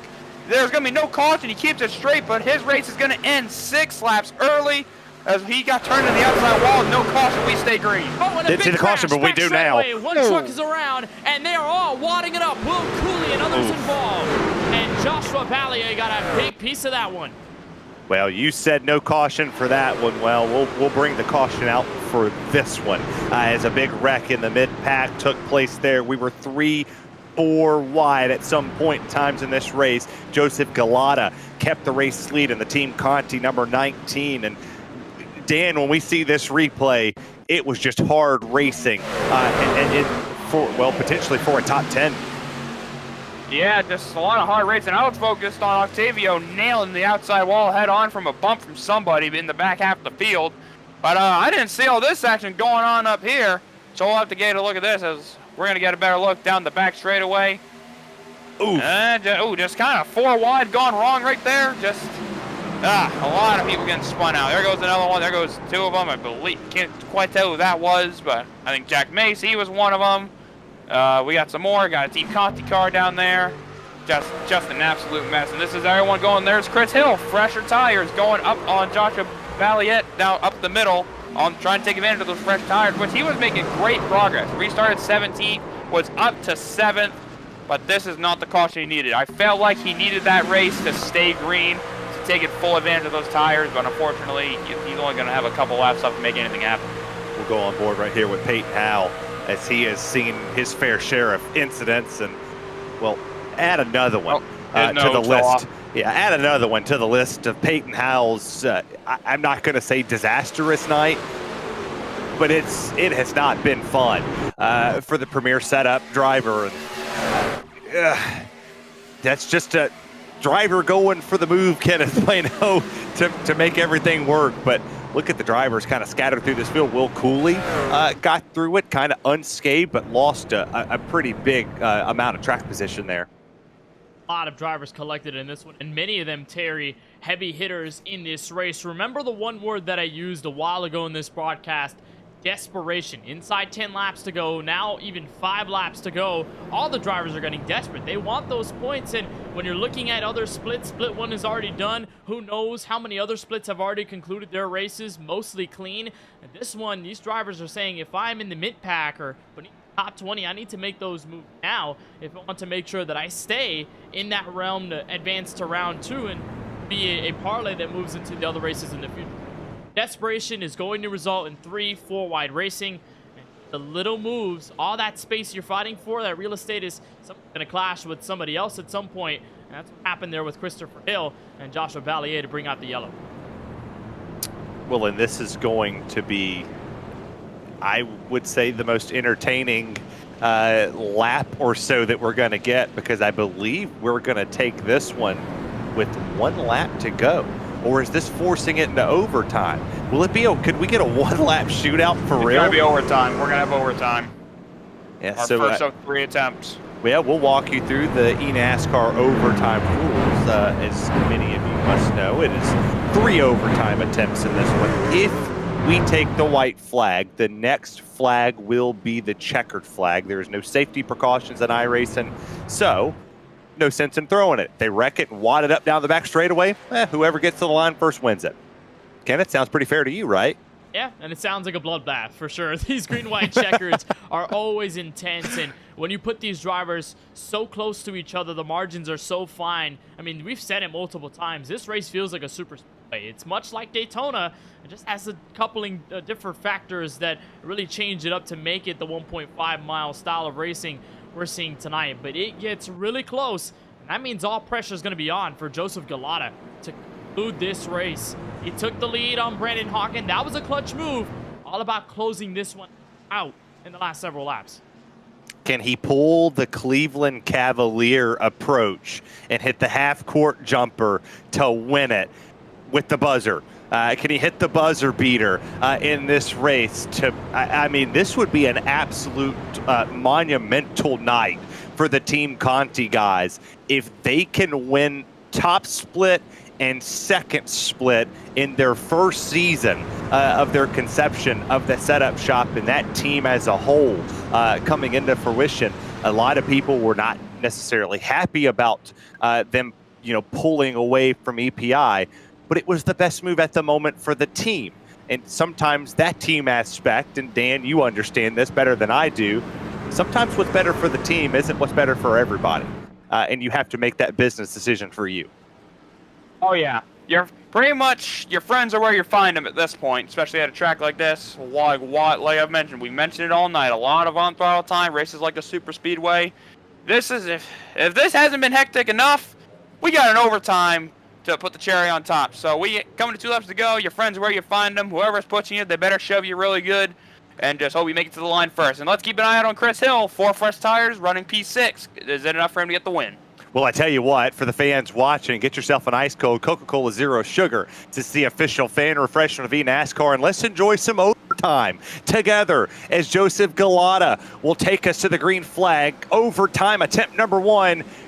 Green flag now, and he got jumped.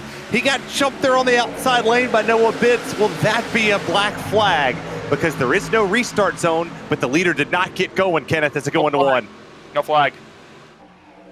Like Noah Bitts is all good. That was very controversial there as they were going to the trial mode. So now it's all about Galata's attempt. Yeah, they're crashing in the back straightaway off of turn 2. That's a big one. Oh, Diallo's hard into the inside wall. I just saw right off the bottom of my screen. And that looks like his night's going to come to a premature end. Matthew Boniface is involved there. You see Omar. That was a lot of them back there. The front end completely ripped off the front of that truck. Patrick Gitter. He's had a rough go at it. That's his engine blown up. That's going to be the end of his night. And that was a rough one, Kenneth, as we go back and look at this one. Another big hit. Poor Omar Diallo has been in the heart of almost every single accident tonight. There were 3 wide. Diallo was right in the middle, and it started with Peyton Howell, who got tagged, I believe, by Daniel Nanny. Spun him around, and then these 3 trucks come barreling into the inside wall. Terry, that's a huge hit for all 3 of them. Most of them involved in prior incidents tonight. This one, the cherry on top to take them out. Well, they always say the spirit of Massachusetts is the spirit of America. For tonight, for a lot of these drivers, they want to get the hell out of Las Vegas because it has not been fun for a lot of these competitors. As well, you saw it there. Peyton gets tagged, goes up the racetrack, and everybody from the about 20th on back gets collected into this wreck. It brings out caution number 7, I do believe. This is the most I've seen in a while in green-white checkered attempt number 2 as we go on board with Dan Shamoon here. Yeah, just did he get through it? Oh, he kind of did. Barely. He got a little bit of right front damage, but more importantly, he keeps it straight and he's still got an engine in the car right there. So, or in the truck, excuse me. But definitely probably our biggest wreck of the night so far. That's what got a lot of competitors. And yeah, just all started between Daniel Nanny, who was coming up through the field on fresh tires, and Peyton Howell got together. This on board with Boniface. Hey, he had nowhere to go. Omar was trying to avoid it. Hard leg into the inside wall. Reminds me of Jeff Gordon 2008 vibes right there. How hard he hit that inside wall. Almost in the exact same spot right there. But there you see Omar front end completely ripped off. It's just, you'll have those nights sometimes. I've had many of those nights, especially in the last 2 years of eNASCAR competition. Just very unfortunate. But yeah, let's look back at the restart here. So I want you to watch the inside lane. That's Connor Yoshak giving a shove to the leader, but the leader, I believe that is Joseph Galata, he doesn't want to go yet. And the outside is hearing that, he's seeing that bump on the inside, which this is happening many a times. He thinks he's going, but in reality he isn't. So he hit the pedal, but thankfully the green came out at the right time where he's able to get the lead. And he doesn't get a black flag for it. Just a lot of miscommunication, just a lot of people trying to control the restart when they're not the leader. Just, that's a case for a lot of restarts, honestly, in iRacing. Well, and let's think of this for the second green-white checkered attempt. Does Joseph Galata try the same move potentially there to jump that once they get to the first line? There is no restart zone. There's nobody telling you from the iRacing side of things, you have to maintain pace speed with the race leader here at this style of racetrack because, well, there's no zone to police, Kenneth. So if you're the driver sitting in second in the 19, do you take the chance and see if it doesn't black flag you? Well, it's usually common courtesy, Terry, to let the leader. They are, of course, the race leader. It's that mental battle that Joseph Galata has to really think about. And also, too, you can also keep in mind that Noah Bitts can do the same thing Galata did on the last restart. Maybe he doesn't go immediately. Maybe he wants to throw the off and lay until the last part of that restart zone to officially go. It's a very big mental game that these two are going to play, but I'm not sure if Joseph Galata is going to walk that fine line because let's say if a penalty does come his way, the end of his race, he threw it away on a little mistake, so Galata probably would take the best decision here of comfort, stay behind, let Noah Bitts tell you the story coming to the green flag, and then make your move, take the win away.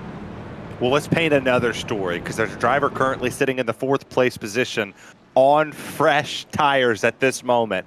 A lot of the other competitors, they're out. And they're the ones that came down pit lane. They couldn't, snake their way through traffic as Christopher Hill did in the number 11. He's going to start right behind the 19 of Joseph Galata. So if you're the 19 and the 11's behind you on fresh tires, you know potentially you're not going to get a ton of wheel spin from him. Are you expecting him, Dan, to give you the shot into turn 1 to then take the race lead? And then how do you defend a driver that has more grip in the corners than you? I think after the accident on the back straightaway, we've lost Daniel Falkingham. Oh, all right, I'm here. There he is. I'm here. Mike, I forgot I muted my mic because I was taking a sip of water right there. But I was trying to. No, I'm got some water here tonight. Got to keep the throat clear, nice and clear, But I'll think about it for the next broadcast. But anyway, for Chris Hill, your best bet is to probably just stay in line with how much wide open throttle there is in turns 1 and 2, and then depending on it, if you got the help behind you, try to make the move. But I think your best bet is to just stay in line, try to shove Galata as best you can, and try to see if the bottom does get clear. I'd take it because you're probably the only truck with you being on fresh tires that will be able to make the bottom work here as we get ready for overtime number 2. Terry, this is gonna be something else. Oh boy, first time we saw the caution flag wave on the back straightaway. We saw gamesmanship on the restart, pace cars down and in. We'll see what they do here. Bitts, Galata, he jumped it there on the outside and they're wrecking. No. They're all wrecking. And they're up in the outside wall, the 2 leaders, and everyone else is crashing. Kato Euroshak is your race leader at the time of caution, the driver that we have talked about maybe once in this race. And now guess what, boys? This is the final attempt of a green-white checkered. And if anybody follows Matthew Dillner, he said it best last night.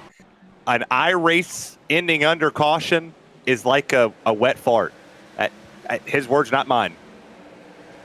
So, Terry, while you and Daniel were talking about the different propositions on what could happen on the restart, one thing that was floating in my mind for a little while that I didn't even utter out of my mouth was Christopher Hill could thread the needle. He did it once already to take the lead from the outside to inside. Would he do it again? He got the better restart to the start-finish line. I was not expecting him to pull the trigger on that move so early on, but he did. No movement, no space really to make that move. It gets Joseph Galata sideways and puts him and Noah Bitts in the wall, and Connor Euroshak takes the lead off of being in the right place at the right time. And if a caution flag waves, like it did there before we even got 2 feet away from the start-finish line there, he's going to win this race unless he's involved in it, Dan. Nerves. Let's talk nerves for a second. He's in this position. It was gifted to him, or some would say. And now you got Hawkins back in the mix. Hill's still here. Brown, we haven't talked about at all, sitting in the 4th place. And Patak is sitting there in 5th. Where have all of these drivers suddenly risen to the top from?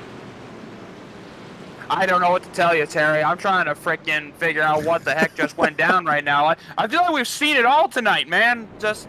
We got the 2 leaders prime spot to win this race are now going to get a very terrible finish out of this. Just lost probably hundreds of points from that restart by playing some stupid games, in my opinion. And they just got themselves both wrecked. And plus, Chris Hill trying to go for a spot up the middle after all that calamity that really wasn't there. And that has now taken out Noah Bitts and Joseph Gulata, who restarted on the front row, are now back outside the top 20. It's crazy how much could change in just a split second. But now, like you said, Connor Euroshak, this has just opened the door wide open for him. And Brandon Hawken, who's been up here on that strategy, pitting early and then just staying out trying to save fuel. And I think he might just have enough fuel to get to the finish with the amount of cautions we had. And now it's an all-Nexus front row, which is not what you need if you're Christopher Hill on those fresh tires, which, as we've had these cautions, as we've had these heat cycles, which they might have evened out just a little bit with everyone else, but definitely not what you want when you get two Nexus trucks on the front row together. Yeah, good point from Kenneth here in our chat. 4 of the top 5 are Nexus or front row motorsports at this moment.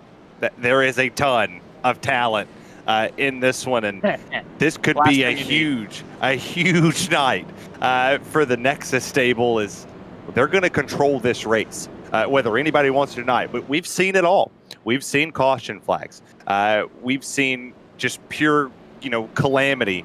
We've also seen some drama on pit lane. We've seen some crazy fuel mileage strategies. We've seen some crazy tire strategies. Well, Kenneth, we'll try this one more time. It's going to be a lot of fun. Hopefully they can get to the white flag and make this one official. Said it there. Part of the top 5 Nexus / front row motorsports Ford F-150s. Look at the exact rebound that this team has had from Daytona, specifically in Split 2. A lot of them finished either beneath the top 10 or further beneath the top 20. Your race leader, Connor Euroshak, finished 25th. It was a struggle of a race at Daytona for those drivers, either being involved in crashes or just could not place themselves in the end. How about the full 180-degree turn for Nexus Esports? And this is going to gain them huge points. That's only if, Terry, they can complete it. They do have the numbers, but guys like Christopher Hill are still in this race. Guys like Kevin Champagne are still in it. Will, who had the lead earlier on. Dalton Millam, who's in 8th. A pack race like Vegas with 2 laps to go isn't going to guarantee you at all a front row finishing position if you're any one of those Nexus guys, but they do have strength in numbers. We'll see how they can utilize that on the next restart. It's definitely going to be interesting, and we're getting ready to double file them up. This is green-white checkered attempt number 3. If the caution flag waves before we get the white flag, race is over. Whoever scored the leader will win this race. If we take the white flag, the next flag will be the checkered flag. No safety precautions in iRacing, so we will race it back to the line. KB said it best about 20 cautions ago. All heck is probably going to break loose if we see that white flag in the air. We'll come down the back straightaway. Nexus is holding serve. 4 of the top 5. One driver in this top 5 is not a Nexus driver, and that is Christopher Hill. He'll start second on the outside lane. Or second on the inside lane. And what can to break this one up? Connor Euroshak is your leader. Boy, oh boy, if it could get any crazier, we could probably all go write a book together. We'll see that pace car come down and end for the final time here tonight. I can say that with 100% accuracy as well. He can't come back out. Here we go. Dan, KB, y'all ready to go? Because these drivers are ready. The fans are tuning in. Green flags in the air. We're racing for the final restart of the night. And Connor Euroshak got an amazing jump there. You know who else got a good start? Christopher Hill on that inside. He is inside of Brandon Hawken. But look at David O'Brown. He's going to go to the outside to try to help Hawken, his teammate. Side by side for the second spot as Connor Euroshak is trying to get away. Side by side down the back straightaway as, we got Kevin Champagne going below the apron on David O'Brown. And excuse me, that's Jake Kotak giving a push to Brandon Hawken. Hawken's going to go to the outside, try to get to the outside of Euroshak. Terry, they're coming to the white flag. White flag's going to be in the air. No caution flag yet. Here we go. White flag is out here. Oh, this is going to get crazy. Connor Urashek went all the way down to the apron to block any potential run, but now here comes Christopher Hill. He's to the backside bumper of Connor Urashek down the back straightaway for the final time. Does he shoot it 3 wide? He does. Down the middle, 3 wide finish. Hawkin to the outside, Hill to the to the middle, Connor Urashek to the bottom. Off of turns 3 and 4 to be a drag race to the start finish line. Who gets it done in split number 2 of round 2? It's Connor Urashek winning. Wow, Connor Urashek with the victory by 34 1,000ths of a second, 300ths of a second right there. Urashek just had enough. Christopher Hill gave him all he had, but Urashek had him covered that final restart perfectly, just held the bottom, did what he needed to do, Kenneth. What a finish. What a run by Connor Urashek. And for one moment, I thought that him going way low on the tri-oval to the white flag would be a dear mistake, because it opened the door for Christopher Hill to shoot right through the middle. And as they made it 3 wide, there was nobody else to draft help. And Connor Urashek holds his own on the shortest way around the Speedway, Terry Radford, to get his first win in his Road to Pro campaign for 2024. And what a job by Nexus Esports. 3 drivers in the top 5 finishing from that camp, and Connor Urashek the winner. Yeah, Connor Urashek did a phenomenal job on the final restart to take command of this race, even when Christopher Hill was on the back bumper of that number 8. He managed to find a way to get it done, blocked the bottom to the grass, got back up in time, and Nexus did what they came here to do. They had a ton of drivers, KB, finishing inside the top 6. A wonderful performance by Nexus Esports / Front Row Motor. And again, like I said earlier, Daytona did not go their way. You can imagine how you can keep that negativity, move on to race 2, and not be able to bounce back the way they did. But with the way the cautions came out, with the way they were able to strategize themselves, to place themselves in the top 10 in the first place, and the way they're able to capitalize just on speed alone, a phenomenal way for Nexus Esports to come out of Las Vegas with a win and try to take that to Atlanta 2 weeks. We'll take a look at your full field rundown from where they finished. Urashek getting it done. Christopher Hill coming in 2nd. He started 9th. Potak in 10th. Hawkin with a great run up to the top 4 position. Kevin Champagne in 5th. Dalton Millam in 6th. David Brown in 7th. Will Cooley led a few laps here. He's going to come home in the 8th place position with River Hayes. Cade McClenny, your top 10. And rounding out your top 12, Matt Danson and Johnny Avila.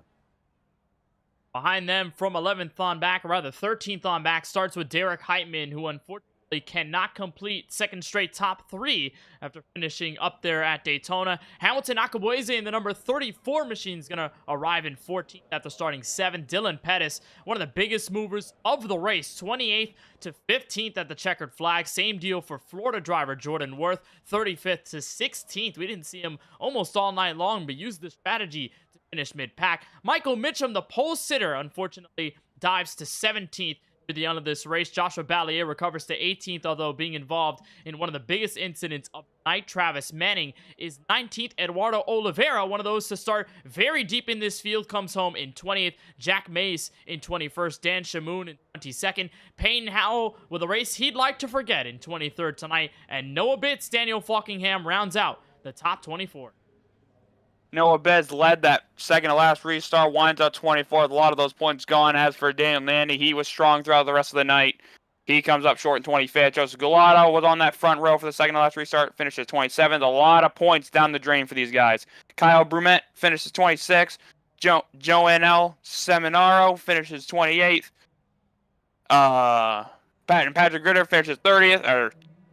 These orders are messed up on my screen here. I'm going back to the iRacing results here. Samaro finishes 28th. Matthew Boniface 29th. Patrick Gitter finishes 30th. Ola Diallo finishes 31st. Octavio Rondoletto 32nd. Agnel Phil 23rd.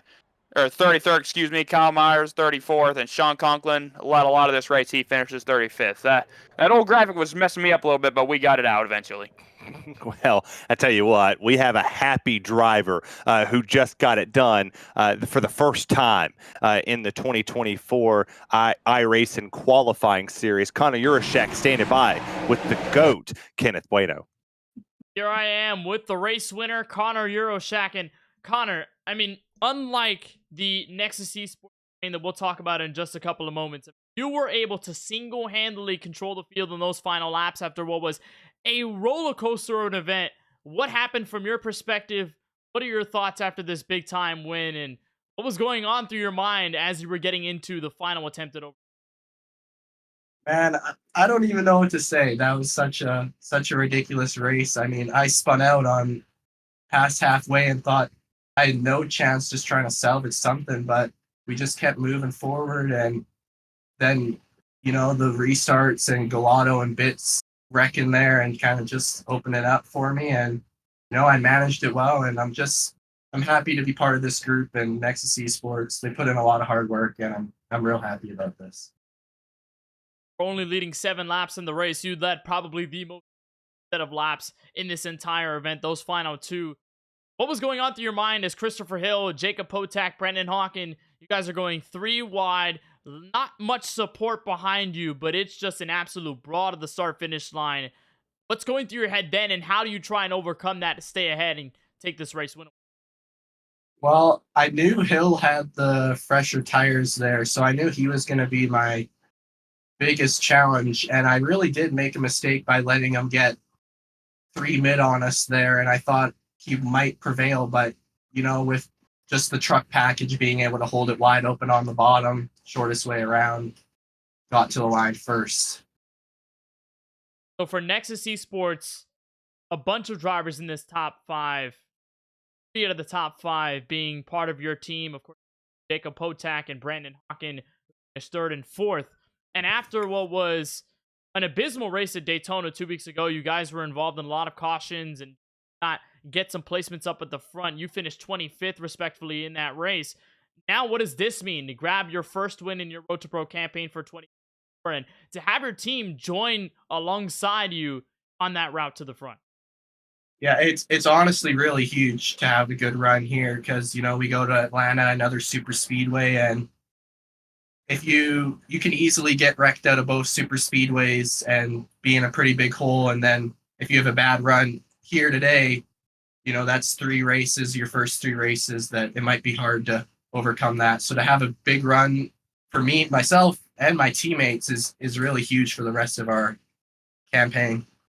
Nexus squad taking numbers in the top 5 and you getting your first 2024 eNASCAR Road to Pro qualifying iRacing Series campaign. Atlanta comes up next. Any quick thoughts about that before we send you out to celebrate?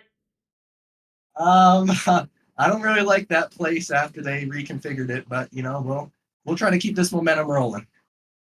Connor, we certainly appreciate the time. We want to send our dearest congratulations on your first RTP win of the year here at Las Vegas. It was a nail-biter. It was a lot of fun to watch you defend those guys behind you. Congratulations on the win. We'll see you in the Nexus squad take on Atlanta in 2 weeks' time. But until then, go celebrate. Congratulations. Yeah, thanks, guys. Have a great night.